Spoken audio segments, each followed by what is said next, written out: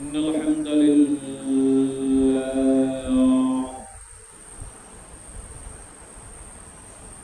إن الحمد لله الصلاة والسلام عليك سيدي يا رسول الله الصلاة والسلام عليك سيدي يا نبي الله الصلاة والسلام عليك سيدي يا نبي الله الصلاة والسلام عليك سيدي يا الله الصلاة والسلام عليك سيدي يا رحمة للعالمين الحمد لله الحمد لله الذي الحمد لله كفى سلام على عباد الذي مصطفى أما بعد فقد قال الله تعالى في كلامه المجيد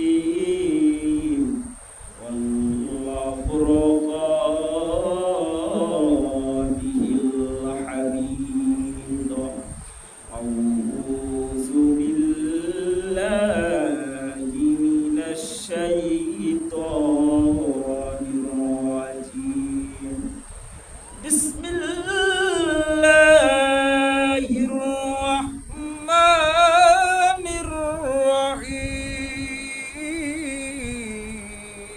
الرحيم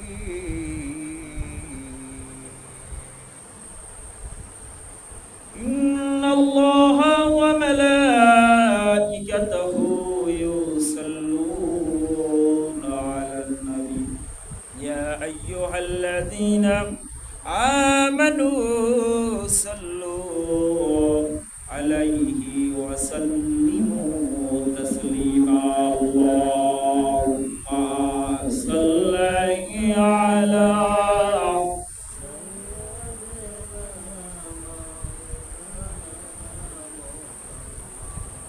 وعلى آل سيدنا مولانا محمد اللهم صل على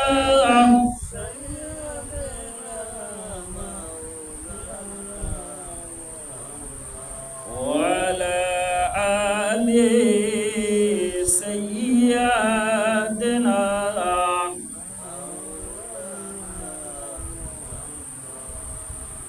আমার নবী শ্রেষ্ঠ নবী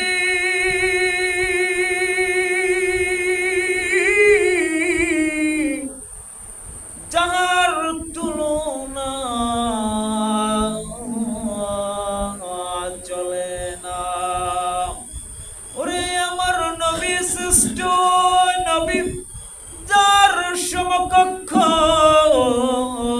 চলে না আমার নবীর মতো আকাশ কর্ম ওরে করিনি কোন পয়গম্বর আল্লাহুম্মা সাল্লি আলা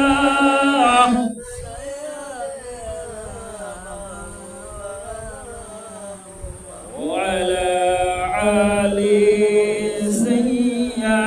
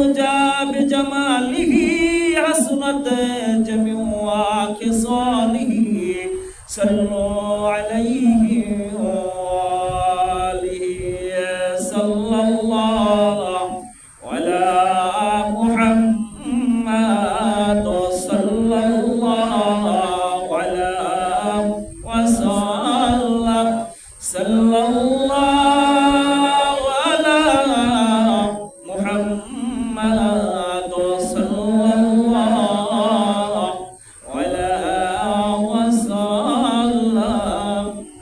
আলহামদুলিল্লাহ, শুকরিল্লাহ। মহান আল্লাহ সুবহানাহু ওয়া তাআলা রব্বুল কারীমের কাছে লাখ শুকরিয়া, যেই মহান রব তার গোলামদেরকে আজকে পবিত্র জুমার দিনে আল্লাহর ঘর মসজিদে আসার এবং বসার মতো তৌফিক দান করলেন। সেজন্য আমরা সকলে অন্তরের অন্তঃস্থল থেকে আমরা সকলে শুকরিয়া জ্ঞাপন করে বলছি আলহামদুলিল্লাহ।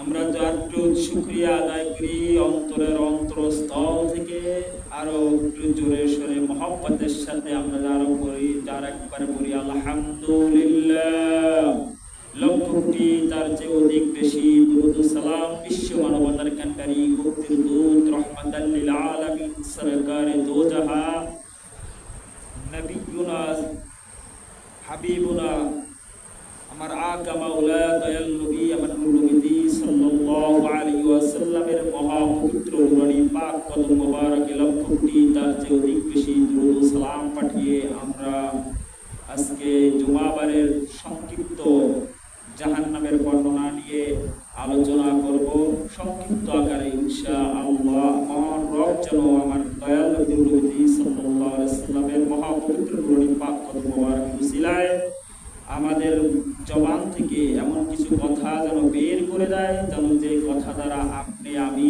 দুনিয়াতে যেন আমল করতে পারি এবং আখিরাত আমাদের দুনিয়া এবং আখিরাতের জীবন যেন কল্যাণময় হয়ে যায়। আমরা সকলে বলি আমিন। আমরা এখানে আসছি আল্লাহর ঘরে মসজিদে। আজকে যে খুতবার যে আলোচনা, আমি সেখান থেকে আলোচনা নিব, বাইরে থেকে আলোচনা নিব না ইনশাআল্লাহ। যেহেতু একটা রুলস আছে আলোচনার, রুলসটা ধরে রাখা দরকার। এই জন্য আজকের যে জিলহজ মাসের শেষ জুমাবার, মানে শেষ বছরের শেষ, এরপর আসতে আছে মহররম মাস, বছরের প্রথম। এইটাই হয়েছে বছরের শেষ জুমা, আরবি মাসের এই শেষ মাস। এরপরে আবার নতুন বছর শুরু হবে মহররম। আজকে বছরের শেষ জুমা, আরবি মাসের শেষ জুমা যাইতেছে। এরপর মহররম মাস আসতেছে। এটা হচ্ছে বছরের শুরু। আল্লাহ সুবহানাহু ওয়া তাআলা পরে মহররমের আলোচনা আসবে, তারপর বিভিন্ন ইনশাআল্লাহ। এরপর দেখা গেছে যে আজকে যে জাহান্নাম, এই জাহান্নাম তো আমরা কেউ দেখি নাই, দেখছি যে আমরা আল্লাহ পাক আমাদেরকে জাহান্নামকে কেউ দেখার তৌফিক আমাদেরকে দেয় নাই। জাহান্নামের আগুন কেউ দেখতে পারে নাই। জাহান্নামের বর্ণনা খুব ভয়ঙ্কর।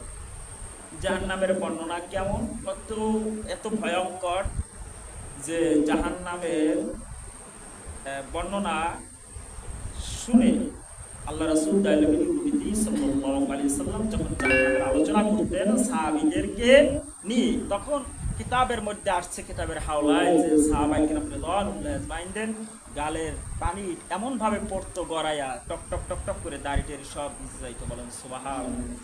এরা এদেরকে আশারায়ে মুবাশশারা একজন সাহাবী হযরত উসমান বনি জুননুরাইন রাদিয়াল্লাহু তাআলা খলিফাতুল মুসলিমিন, ইসলামের তৃতীয় খলিফা বলা হয়। ইসলামের তৃতীয় খলিফা তিনি কি বলছেন, যাকে আল্লাহ সুবহানাহু ওয়া তাআলা দুনিয়াতে বসে জান্নাতের সার্টিফিকেট দিয়েছে 10 জন সাহাবী, যাদেরকে আশারায়ে মুবাশশারা বলা হয়। সেই 10 জনের তৃতীয় নম্বর সাহাবী হযরত উসমান বনি জুননুরাইন রাদিয়াল্লাহু তাআলা, যার যিনি হুজুরে পাক দয়াল নবী সাল্লাল্লাহু আলাইহি ওয়াসাল্লামের দুজন কন্যাকে বিয়ে করেছিলেন। তার নাম হয়েছিল জুননুরাইন, মানে দুই নূরের অধিকারী। বলেন সুবহানাল্লাহ। এজন্য তার নামের অর্থ হচ্ছে, লকব হচ্ছে জুননুরাইন, মানে দুই নূরের অধিকারী। তার প্রথম একজন স্ত্রী ইন্তেকাল করছে, আল্লাহ রাসূলের মেয়ে। এরপরে আবার আল্লাহ রাসূল আবার দ্বিতীয় আরেকজন মেয়েকে বিবাহ তার সাথে দিয়ে দিয়েছে। এরপরে আল্লাহ তিনিও কিছুদিন পরে ইন্তেকাল করার পরে হযরত আমার দয়ালু নবী সাল্লাল্লাহু আলাইহি ওয়াসাল্লাম বলেছে, আমার এরপরে যদি আমার আরেকটা মেয়ে থাকতো তাহলে আমি তাকেও আমার ওসমানের সাথে বিবাহ দিতাম। আমি তাকে 3 নূর দিয়া তাকে আমি বন্টন করে দিতাম। তবে 2 নূরের অধিকারী হয়েছে হযরত ওসমান গনি জুননুরা রাদিয়াল্লাহু তাআলা আনহুমা। সে ওসমান গনি জুননুরা রাদিয়াল্লাহু রাসূল পাক দয়ালু নবী সাল্লাল্লাহু আলাইহি ওয়াসাল্লামের জামাতা। এখন চিন্তা করে দেখুন, হুজুর পাক সাল্লাল্লাহু আলাইহি ওয়াসাল্লামের জামাতা হযরত ওসমান গনি জুননুরা রাদিয়াল্লাহু তাআলা, তিনি এই যে জিলহজ মাসে তিনি শাহাদাত বরণ করেছেন। ঠিক আছে, অনেক মর্মান্তিক ঘটনা এই মাসে ঘটছে জিলহজ মাসে। ইসলামের এক দ্বিতীয় খলিফা হযরত ওসমান গনি জুননুরা রাদিয়াল্লাহু তাআলা আনহুমা, তিনি যখন ফজরের নামাজ পড়ে যখন মসজিদে নববী থেকে বের হন, তখন তিনি বাগানের ভিতরে তিনি তো মক্কার ভিতরে 3য় নম্বরের ধনী ছিলেন, যাকে গনি বলা হয়, ওসমান গনি, মানে আরবের মধ্যে 3য় নম্বর ধনী ছিল। ওসমান গনি রাদিয়াল্লাহু তাআলা বিশাল একটা খেজুরের বাগান ছিল। ফজরের নামাজ পড়ে খেজুরের বাগান পাহারা দিতে গেছে, মানে দেখতে গেছে যে কেমন ফল ফলাদি হইল দেখার জন্য পরিদর্শন করতে গেছে। হঠাৎ করে একটা পাখির ডাক শুনতে পারছে। ওসমান গনি রাদিয়াল্লাহু তাআলা ওখানে দাঁড়ায়া 2টা চোখের পানি ছাইড়া দিছে। এখন তার পিছনে একজন সাহাবী ছিল, বলতে আছেন, তখন তো সে আমিরুল মুমিনিন হয় নাই, তারপরে বলছে যে হযরত ওসমান গনি রাদিয়াল্লাহু তাআলা বলতেছে যে, হে খলিফাতুল মুসলিমিন, আপনি কেন এভাবে কাঁদতেছেন, এত অজর দ্বারাই কাঁদতেছেন? আপনার তো কান্নার কোনো কারণ নাই, আমি তো কান্নার কোনো দেখতে পারতেছি না, কারণ আপনি তো এমন একজন, আপনি এক হচ্ছেন হুজুরে পাক দয়ালু নবী সাল্লাল্লাহু আলাইহি ওয়াসাল্লামের জামাতা, আরটা হচ্ছে আপনি আশারায়ে মুবাশশারার 3য় নম্বর সাহাবী এবং খলিফাতুল মুসলিমিন। আপনি তো আর কান্না করার দরকার নাই, আপনি কেন কাঁদছেন পাখির ডাক শুনে? হযরত ওসমান গনি জুননুরা রাদিয়াল্লাহু তাআলা 2টা চোখের পানি ছেড়ে দিয়া বলতে আছে, আজকে যে পাখিটার জায়গায় যদি আমি হইতাম তাহলে আমার জীবনটা ধন্য হয়ে যেত। বলেন সুবহানাল্লাহ। এই পাখির জায়গায় যদি আমি হইতাম, পাখি হইতাম, তাহলে আমার জীবনটা কি হইতো? ধন্য হইতো। তখন সাহাবী আশ্চর্য হয়ে গেলেন যে আপনি আশারায়ে মুবাশশারা একজন সাহাবী, আপনি এই কথা কেন বলতে আছেন? বলতে আছে, ও আমার সাহাবী, মহান আল্লাহ সুবহানাহু ওয়া তাআলা আমাকে এত অটের সম্পদের মালিক বানাইয়া দিয়েছে। কাল কিয়ামতের দিন আল্লাহ সুবহানাহু ওয়া তাআলা যদি আমাকে ডাক দিয়া বলে, হে ওসমান, তোমাকে আমি এত সম্পদ দিয়েছি, কিন্তু তুমি এই সম্পদ কোন কোন কাজে ব্যবহার করেছো? আমি এটা ভেবে আমি ক্লান্ত হয়ে যাচ্ছি, আর আল্লাহর কাছে বলতে আছি, আল্লাহ, আমি এই জাহান্নামের আগুনে জ্বলতে পারবো না, তোমার বিচারের ভার তোমার সামনে আমি দাঁড়াইতে পারবো না। আমি আল্লাহর সামনে কি নিয়ে হযরত ওসমান গনি দাঁড়াবো? এমন কোন পুঁজি আমার কাছে নাই। বলুন সুবহানাল্লাহ। এমন কোন পুঁজি আমার কাছে নাই, মহারব্বে কারীমের কাছে আমি কি নিয়ে দাঁড়াবো? ওসমান গনি এমন কোন পুঁজি আল্লাহ আমাকে দেয় নাই যে এই দিয়ে আমি আল্লাহর সামনে দাঁড়াইয়া যাব। আল্লাহ যদি আমার কাছে জবাব চাই, আমি ওসমান গনি জবাবদিহি করতে আল্লাহর সামনে আমি পারবো না, আমি ধরা খেয়ে যাবো। এটা ভেবে ভেবে বলতে আছে, আমি তো ওই জাহান্নামকে ভয় পাই। আমার রাসূল বলেছেন যে কিয়ামতের দিন ধনী লোক সর্বপ্রথম জান্নাত, ধনী লোক দিয়ে আল্লাহ পাক জান্নাত উৎপাদন করবেন। আমার নবী তো বলেছেন ধনী লোককে আল্লাহ পাক জাহান্নাম প্রদাশন করবেন, জাহান্নাম নিক্ষেপ করবেন, ধনী দিয়ে উৎপাদন করবেন জাহান্নাম। কারণ যে যত সম্পদের মালিক তার হিসাব তত করা হবে। এই জন্য একজন পয়গম্বর আলাইহিস সালাতু ওয়াস সালাম কে আল্লাহ সুবহানাহু ওয়া তাআলা তাকে দুনিয়ার বাদশাহী দিয়েছিলেন, তার নাম হচ্ছে হযরতে সুলাইমান আলাইহিস সালাতু ওয়াস সালাম। হযরত সুলাইমান আলাইহিস সালাতু ওয়াস সালাম দুনিয়ার বাদশা ছিলেন, আবার আখিরাতেরও বাদশা তিনি হবেন তার উম্মতের জন্য। তিনি নবী, আল্লাহ পাক তাকে যে গোত্রের জন্য পয়গম্বর নবী বানাইয়া পাঠাইছে, ওই গোত্রের সর্দার হবেন তিনি, ওই গোত্রের নেতা হবেন তিনি, তার উম্মতের জামিনদার হবেন তিনি। আর ওই তিনি তার উম্মতের জন্য তিনি নেতা, তাকে দুনিয়ার ক্ষমতা আল্লাহ পাক দান করেছে। হযরতে সুলাইমান আলাইহিস সালাতু ওয়াস সালাম तमाम পৃথিবী শাসন করেছে। সুলাইমান আলাইহিস সালাতু ওয়াস সালামকে আল্লাহ তাআলা ডাক দিয়ে বলতে আছেন, ও সুলাইমান, তুমি সমস্ত পয়গম্বরের শেষে, সমস্ত পয়গম্বরের যখন সমস্ত উম্মতের যখন বিচার কার্য শেষ হয়ে যাবে, তারপর সব পয়গম্বরদের উম্মতের পর তারপর তোমার উম্মতকে ধরা হবে আর তোমাকে ধরা হবে। বলেন সুবহানাল্লাহ। সমস্ত পয়গম্বরদের বিচার হয়ে যাবে আল্লাহর দরবারে। পর হযরত সুলাইমান আলাইহিস সালামকে সমস্ত হযরত সুলাইমান এটা শুনে বলতেছে, আল্লাহ কেন কেন কেন? বলতেছো, সুলাইমান তোমরে আমি দুনিয়ার জন্য বাদশাহী করেছি, আবার আখিরাতের জন্য তোমার উম্মতের জন্য তুমি বাদশা হবে। তাই তুমি দুনিয়াতে যখন বাদশাহী করেছো, তোমার তুমি যত বড় বাদশাহী করেছো, তুমি যত বড় বাদশা, তোমার বাদশাহী জীবনে তুমি যা যা করেছো, কোথায় আমার সম্পদ তুমি দান করেছো, কোথায় খরচ করেছো, সমস্ত কিছুর হিসাব দিয়া তারপর কড়াই গন্ডায় তারপর তোমার উম্মত নিয়ে তুমি জান্নাতে ঢুকবে। সব পয়গম্বরদের শেষে বলেন সুবহানাল্লাহ। হযরত উসমান গনি জুন্নুরাইন রাদিয়াল্লাহু তাআলা আনহু এই কথা ভেবে ভেবে তিনি কাঁদতে কাঁদতে হয়রান হয়ে যাচ্ছে, আর বলতে আছে, আল্লাহ পাক কেন আমাকে দুনিয়ায় এত সম্পদ দান করেছে আমি জানি না। হযরত উসমান গনি রাদিয়াল্লাহু তাআলা আনহুমা কিন্তু সমস্ত সম্পদ কিন্তু ইসলামের জন্য কুরবান করে দিয়েছে। বলেন সুবহানাল্লাহ। এই উসমান গনি রাদিয়াল্লাহু তাআলা জাহান্নামের ভয়তে এত জোরে কান্না করতেছিল। হযরত উসমান গনি রাদিয়াল্লাহু তাআলা আনহুমা তিনি যখন কবরের কাছে যাইয়া দাঁড়াইতে, কোথায় যাইয়া কবরের কাছে নিকটে যাইয়া যখন দাঁড়াইতেন, এত কান্না কাঁদতো।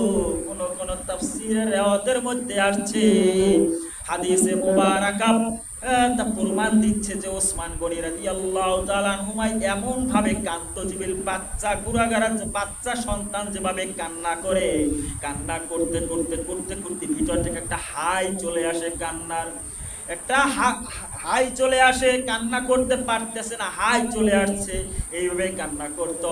বলতে আছে, হুজুর হে খলিফাতুল মুসলিমিন, আপনি এত কান্না কেন কাঁদতে আছেন? কবর দেখে বলতে আছে, কবরের প্রথম রজনীটা হচ্ছে যার জন্য এই প্রথম কবরের রজনীটা ভালো হয়ে যাবে, তার জন্য সব জায়গায় ভালো হয়ে যাবে, পুলসিরাত ভালো হয়ে যাবে, মিজানের পাল্লা ভালো হয়ে যাবে, জাহান্নাম তার থেকে সে হেফাজত পাবে। আর যদি তার প্রথম রজনী কবরের যদি খারাপ হয়ে যায়, সব জায়গায় তার খারাপ হয়ে যাবে। বলেন সুবহানাল্লাহ। হযরত উসমান গনি থেকে আপনি সাহাবী হযরত উসমান গনি রাদিয়াল্লাহু তাআলা শিক্ষা নেন যে একজন সাহাবী খলিফাতুল মুসলিমিন হওয়ার পরেও, একজন খলিফাতুল মুসলিমিন হওয়ার পরেও জান্নাতের সার্টিফিকেট প্রাপ্ত আশারায়ে মুবাশশারাত 10 জনের তৃতীয় নম্বর সাহাবী হওয়ার পরেও আল্লাহ সুবহানাহু ওয়া তাআলার কাছে তিনি কিভাবে কান্না করছে, কিভাবে তিনি আল্লাহর কাছে কান্না করছে জাহান্নামের ভয়ের জন্য। এইবার আসুন, পৃথিবীর মধ্যে আর একজন বাদশা ছিলেন, তার নাম ছিল বাদশা জুলকারনাইন, যাকে বাদশা সিকান্দার বলা হয়। বাদশা জুলকারনাইন তিনি আবে হায়াতের পানি পান করতে যাবে। আবে হায়াত আল্লাহ তাআলার কাছে বাদশা জুলকারনাইন বলতে আছে, আল্লাহ গো, আপনি পৃথিবীর মধ্যে সমস্ত বাদশাহী আমাকে দান করেছেন, ও আল্লাহ মালিক, আমার কি মৃত্যু হবে কিনা? আল্লাহ তাআলা ডাক দিয়ে বলতে আছেন, বাদশা জুলকারনাইন, তোমাকে আমি আল্লাহ সুবহানাহু ওয়া তাআলা যখন জীবন দিয়েছি, তোমার মৃত্যু অবশ্যই তোমার হবে। বাদশা জুলকারনাইন বলতে আছে, আল্লাহ মালিক, মৃত্যু থেকে বাঁচার জন্য কোন পদ্ধতি আছে কিনা? বলতে আছে, হ্যাঁ আছে। তুমি কি সারা জীবন কি জীবিত থাকতে চাও কিয়ামত পর্যন্ত? বলতে আছে হ্যাঁ। বলতে আছে তুমি যদি এটা করতে চাও, বাদশা জুলকারনাইন একটা আবে হায়াতের পানি আছে, যে পানিটা পৃথিবীর একজন ব্যক্তি পান করতে পারবে। সেই ব্যক্তিটা কে হবে আমি জানি না, তবে আমি আল্লাহ ছাড়া কেউ জানে না কে এই পানি পান করতে পারবে। যে এই পানি পান করতে পারবে আল্লাহ পাক তাকে কিয়ামত পর্যন্ত তার হায়াতের জিন্দেগি বাড়ায় দেবে। বলেন সুবহানাল্লাহ। হযরত বাদশা জুলকারনাইন তিনি কত বড় বাদশা ছিলেন, তামাম পৃথিবী তিনি বাদশাহী করেছেন। বাদশা জুলকারনাইন সমস্ত সৈন্য সামন্ত দিয়া তামাম পৃথিবীর রণাঞ্চলে রন্ধ্রে তিনি সৈন্য সামন্ত লাগাই দিয়েছেন। বাদশা জুলকারনাইন রাত্রে তাহাজ্জুদ পড়তে আছেন আর আল্লাহর কাছে ডাক দিয়ে বলতেছেন, মালিক আজকে 3টা বছর হয়ে গেল আমার লোকগুলো আবে হায়াতের পানি খুঁজতে আছে কিন্তু কোথাও পাচ্ছে না। আল্লাহ আবে হায়াতের পানিটা কেমন হবে একটু আমাকে বলে। আল্লাহ তাআলা বলতেছেন, বাদশা জুলকারনাইন ভুল তো তুমি করেছো, কিন্তু তুমি জানো না আবে হায়াতের পানিটা কই পাবা, কোথায় তুমি আবে হায়াতের পানির রং কি হবে, কোন জায়গা থেকে এই পানিটা কই পাবে, কোন জায়গা থেকে উৎপত্তি হবে এবং পানির কালার কি হবে, তুমি তো সেটাই না জেনে তুমি খোঁজাখুঁজি শুরু করছো। আজকে 3 বছর হয়ে গেল, তুমি আজকে পানির আবরণ খুঁজতে আসো, কোথায় কি হবে, পানির রং কি হবে, পানিটা কিভাবে থাকবে এবং তার কালার কি হবে, তার সুগন্ধটা কেমন হবে, তুমি আজকে এত বছর পরে তুমি খোঁজ লইলা। আল্লাহ সুবহানাহু ওয়া তাআলা তাকে সুন্দরভাবে বুঝাইয়া দিয়েছেন যে আবে হায়াতের পানিটা এত সুগন্ধি হবে, যার একটা মেশক আম্বরের চাইতে অধিক সুগন্ধি হবে। পানিটা থাকবে একটা স্বচ্ছ একটা পাথর, এই পাথরের নিচে সেই পানিটা থাকবে একটা কূপের মধ্যে। ওই পাথরটা এত সুন্দর হবে, দুধের ভিতরে কলঙ্ক থাকতে পারে কিন্তু ওই পাথরের মধ্যে কোনো কলঙ্ক থাকবে না, এমন সাদা সাদা। বলেন সুবহানাল্লাহ। এমন বর্ণনা শুনে বাদশা জুলকারনাইন তিনি কি করলেন, বড় ঘটনা আমি সংক্ষেপ করে দিলাম। বাদশা জুলকারনাইন তিনি কি করলেন, রহমাতুল্লাহ আলাইহি, তিনি একজন ওলি ছিলেন, এমন ওলি ছিলেন তিনি পয়গম্বর নয়, তিনি একজন ওলি ছিলেন। বাদশা জুলকারনাইন পরিভাবে করতে করতে করতে করতে 1 নয় 2 নয় প্রায় 50 বছর ধরে আবে জমজমের পানি খুঁজতে লাগলেন, কোথাও পাইলেন না। হঠাৎ করে হযরত খাজা খিজির আলাইহিস সালাতু ওয়াস সালাম তার সাথে একদিন দেখা। হযরত খাজা খিজির আলাইহিস সালাতু ওয়াস সালাম তাকে তার দরবারে বিশেষ সেনাপতি প্রদান করলেন, বানালেন। এবার আল্লাহ তাআলা ডাক দিয়ে বলতে আছেন যে খাজা খিজিরকে দিয়া তুমি আবে হায়াতের পানি তালাশ করো, আর আবে হায়াতের পানি যদি পেয়ে যায় খাজা খিজির আলাইহিস সালাম, তার মাধ্যমে আমি আল্লাহ পাক তোমাকে দান করব। খাজা খিজির আলাইহিস সালাতু ওয়াস সালাম তিনি এক এক করতে করতে করতে করতে যেতে যেতে একটা জঙ্গলার মধ্যে চলে গেল। জঙ্গলার মধ্যে যাওয়ার পরে একটা কূপ দেখতে পাইলেন, একটা পাথর দেখতে পাইলেন, পাথরের উপর একটা ময়ূর পাখি বসা। তিনি ময়ূর পাখিটাকে হাত দিয়ে ইশারা করলেন, ময়ূর পাখিটা চলে গেলেন। এত সুন্দর সাদা পাথর তিনি জীবনে দেখে না। তিনি পাথরটাকে দেখে দেখে দেখে দেখে তিনি ওখান থেকে আশ্চর্য হয়েছে যে আল্লাহর দান, আল্লাহর সৃষ্টি কত সুন্দর, ও মালিক তুমি না জানি কত সুন্দর। এ কথা বলতে বলতে আল্লাহ তাআলা টান দিয়ে বলতে আছেন, ও খিজির এই পাথরটা দেখে আশ্চর্য হয়ে গেছো, এই পাথরের মধ্যে আমি এমন কিছু জিনিস লুকাইয়া রাখছি যা তুমি জীবনে দেখো নাই। খিজির আলাইহিস সালাম জিজ্ঞেস করলেন, ও রব্বে কারীম এই পাথরের মধ্যে আবার আপনি কি লুকাইয়া রাখলেন? বলতে আছেন তুমি দেখো পাথরটাকে বিসমিল্লাহ বলে টান মারো। টান নেওয়ার পরে হাত দিয়ে একটা রেখা দিলেন, বিসমিল্লাহ বলে রেখা দেওয়ার সাথে সাথে পাথরটা ফাইটে 4টা খণ্ড হয়ে গেছে। হযরত খিজির আলাইহিস সালাম তিনি এত তৃষ্ণার্ত ছিল, ওইখানে পানি দেখে তিনি ঘেরানে মগ্ন হয়ে গেল। মুক্ত হয়ে তিনি আর তৃষ্ণা ধরে রাখতে পারলো না, হাতের কোষের মধ্যে পানি উঠাইয়া তিনি পান করলেন বিসমিল্লাহ বলে, আর আল্লাহ পাকের শুকরিয়া আদায় করলেন। করার পরে এখন বলতে আছে, আমি এখন আমার কাজ সমাধান করি, এখন আমি যাই আবে হায়াতের পানি খুঁজতে। এমন সময় আল্লাহ তাআলা হযরত জিবরাইল আলাইহিস সালাতু ওয়াস সালামকে ডাক দিয়ে বলতে আছেন, জিবরাইল তুমি খাজা খিজিরকে বলে দাও, খাজা খিজির তো আবে হায়াতের পানি পান করেছে। আমি খাজা খিজিরের জন্য আমি আল্লাহ সুবহানাহু ওয়া তাআলা, আমি খাজা খিজিরের জন্য আমি কিয়ামত পর্যন্ত তার হায়াতের কর আমি আল্লাহ সুবহানাহু ওয়া তাআলা বাড়াইয়া দিলাম, বলেন সুবহানাল্লাহ। হযরত খাজা খিজির আলাইহিস সালাতু ওয়াস সালাম এখনো জগতের মধ্যে বেঁচে আছেন, পানির আযাব আল্লাহ পাক থেকে দান করেছেন। সমুদ্রের মধ্যে থাকে, নদীর একুল ভাঙে ওকুল করে, তো নদীর খেলা। সকাল বেলার ঘুরিরে তুই ফকির, সন্ধ্যা বেলা আমরা এই কবিতা পড়ছি, নদীর এই কুল ভাঙ্গে এই কুল করে, ওই তো নদীর খেলা, সব খেলা আল্লাহ খেলাইতে আছে, হুকুম দেয়। আর হযরত খিজির আলাইহিস সালাতু ওয়াস সালাম ওই কুলের নদী, ওই কুলের পার ভাঙ্গে এই কুলে কইরা দেয়, ওই কুলের পার ভাঙ্গা ওই কুলে কইরা দেয়। দায়িত্ব আল্লাহ পাক হযরত খিজিরকে দান করেছে, বলেন সুবহানাল্লাহ। তিনি সমুদ্রের ভিতরে আছেন, সমুদ্রের রাজত্ব আল্লাহ তাআলা তাকে দান করেছেন। আল্লাহ তাআলা হযরতে জুলকারনাইনকে ডাক দিয়ে বলতেছেন, জুলকারনাইন তোমার সেনাপতি কাম গড়াইয়া ফেলাইছে, আবে হায়াতের পানি সে নিজে পান কইরা ফেলাইছে। বাদশা জুলকারনাইন এইবার চিৎকার মেরে আল্লাহর কাছে বলতেছেন, আল্লাহ আমি এখন জাহান্নামের আগুন আমি কেমনে সহ্য করব? আমি তো মরতে চাইছিলাম না, ওই কবরের মধ্যে আমি যাইতে চাইছিলাম না, আল্লাহ আমাকে কেন এত বড় রাজত্ব দিলেন? আমি ওই জাহান্নামের আগুন কেমনে সহ্য করব মালিক? আমাকে ওই জাহান্নামের আগুন থেকে আপনি হেফাজত করেন। এমন কান্না শুরু করে দিল, কাঁদতে কাঁদতে কাঁদতে কাঁদতে তিনি সারা জীবন রাজপ্রাসাদ তিনি ছেড়ে দিলেন, তার কর্মচারী বৃন্দর হাতে তিনি ক্ষমতা ছেড়ে দিলেন, রাষ্ট্র ছেড়ে দিলেন। কাঁদতে কাঁদতে বাদশা জুলকারনাইন হয়রান, সারাদিন শুধু জাহান্নামের ভয়ে কাঁদে। এমন কান্না কাঁদতেছিল, আল্লাহর কাছে তওবা করতেছিল। আল্লাহ সুবহানাহু ওয়া তাআলা বাদশা জুলকারনাইনকে ঘোষণা দিয়ে দিলেন, হে বাদশা জুলকারনাইন তোমার জন্য সুখবর হলো, আমি আল্লাহ সুবহানাহু ওয়া তাআলা তোমার জন্য জাহান্নামের আগুনকে আমি হারাম করে দিয়েছি, বলেন সুবহানাল্লাহ। এইবার বাদশা জুলকারনাইন এবারও তার মন পারল না।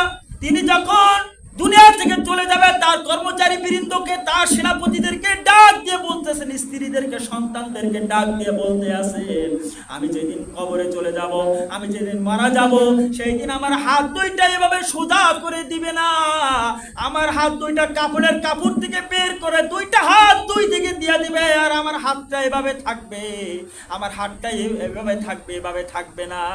বলতে আছে কেন কেন কেন? বলতে আছে আমার দেশের মানুষ দেখবে আর ভাববে যে বাদশা জুলকারনাইন এত বড় বাদশা হওয়ার পরেও দুনিয়া থেকে দুইটা হাত খালি হাতে চলে গেছে, কিছুই নিতে পারে না। তোমরা দুনিয়ার জন্য কাঁদো না, তোমরা আখিরাতমুখী হয়ে যাও, আখিরাতের জন্য পাবো জাহান্নামের এমন কষ্টের কথা। এমন বর্ণনা আসছে হাদিসে মুবারাকার ভিতরে যে জাহান্নামটা আল্লাহ সুবহানাহু ওয়া তাআলা এমন ভয়ঙ্কর ভাবে তৈরি করেছেন, এই জাহান্নামের আগুনটা এত বড়।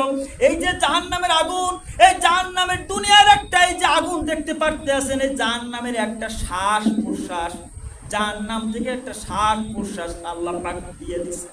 এই শ্বাস প্রশ্বাসের আগুনের এত তাপ সহ্য করার মতন না, সহ্য করার মতন না, সহ্য করার মতন নয়। আর আমরা যদি আগুনকে জাহান্নামের মধ্যে, যে আগুন আল্লাহ পাক জাহান্নামীদের জন্য রেখে দিয়েছে ভয়ঙ্কর আগুন, এমন আগুনের মধ্যে আল্লাহ পাক জাহান্নামীদেরকে পোড়াইয়া দিবেন, জাহান্নামীদেরকে পোড়াইবেন। আল্লাহ সুবহানাহু ওয়া তাআলা তিনিও চান না তার কোনো বান্দা জাহান্নামী হোক, আল্লাহ তাআলা নিজেও চান না তার কোনো বান্দা জাহান্নামী হোক। এই জন্য আল্লাহ সুবহানাহু ওয়া তাআলা জান্নাত বানাইছেন 8টা, জাহান্নাম বানাইছে 7টা। কয়টা? জান্নাত বানাইছে 8টা, জাহান্নাম 7টা।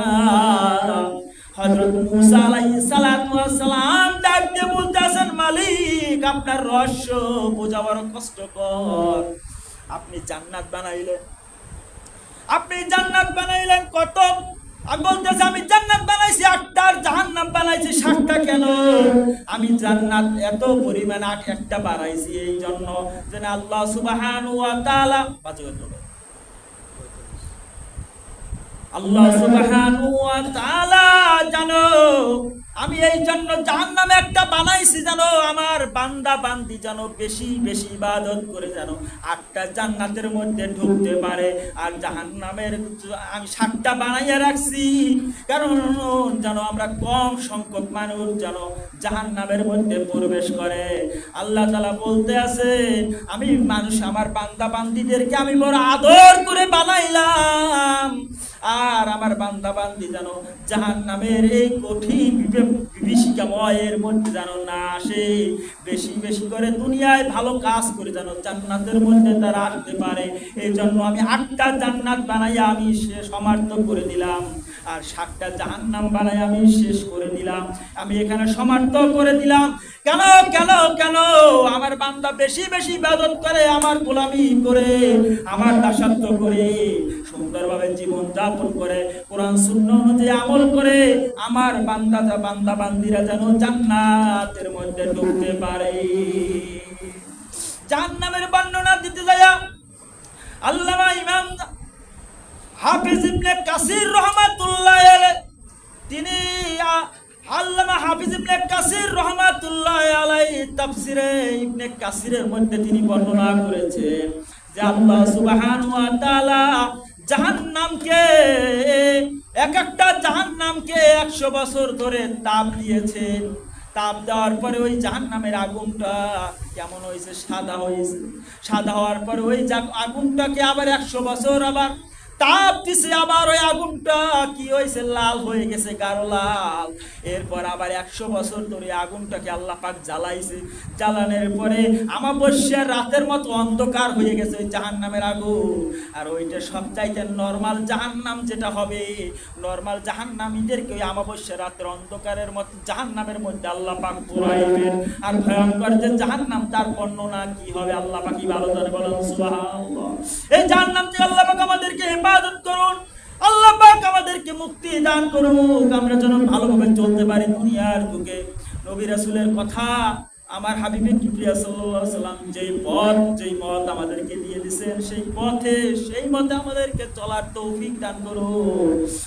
আল্লাহর ওলিরা যেই পথে আমাদেরকে ডাকছে সেই পথ আমাদেরকে ধরে রাখার ইহদিনাস সিরাতাল মুস্তাকিম, ইহদিনাস সিরাতাল মুস্তাকিমের পথ যেন আমরা সবসময় অটল থাকতে পারি, ধরে রাখতে পারি। আল্লাহ পাক যেন আমাদেরকে সকলকে যেন তৌফিক দান করে, আমরা সকলে বলি আমিন। আখিরাত ওয়া আলহামদুলিল্লাহি রাব্বিল আলামিন। বাকি আছে সবাই